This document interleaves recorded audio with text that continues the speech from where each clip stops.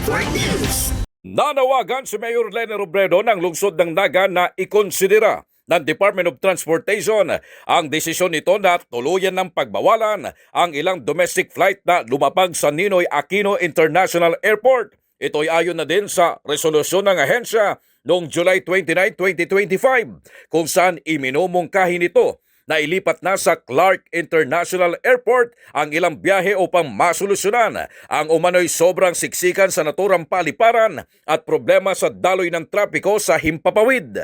Partikular na planong ilipat ang mga turboprop flight o yung maliliit na eroplano.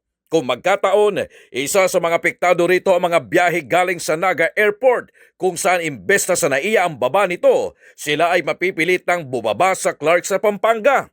Mayroon naman sanang alternatibo para sa mga pasahero ang pagsakay sa Daraga International Airport sa Albay dahil dediretso pa rin ito sa NAIA. Ang problema, malayo rin ang Daraga sa Naga kung kaya pasakit pa rin ito sa mga pasahero lalo na sa usapin ng pamasahe. Kaya ayon kay Mayor Leni Robredo, sana muli itong pag-isipan ng DOTR para na rin sa mga apektadong pasahero. Naiintindihan naman na gusto nilang i-decongest ang airport, pero sa mga lugar na masuffer na maray dahil sa paglipat, sana i-reconsider.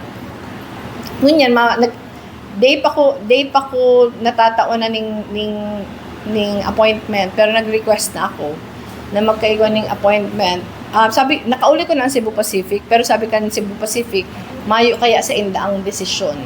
Garo baga ino-orderan man lang sinda na si mga saradit na eroplano kapos mabalyo sa Clark. Samantala, sa advisory naman ng Cebu Pacific, epektibo na sa March 29, 2026 ang pagbabago sa ilang biyahe ng eroplano mula sa NAIA papunta sa Clark International Airport.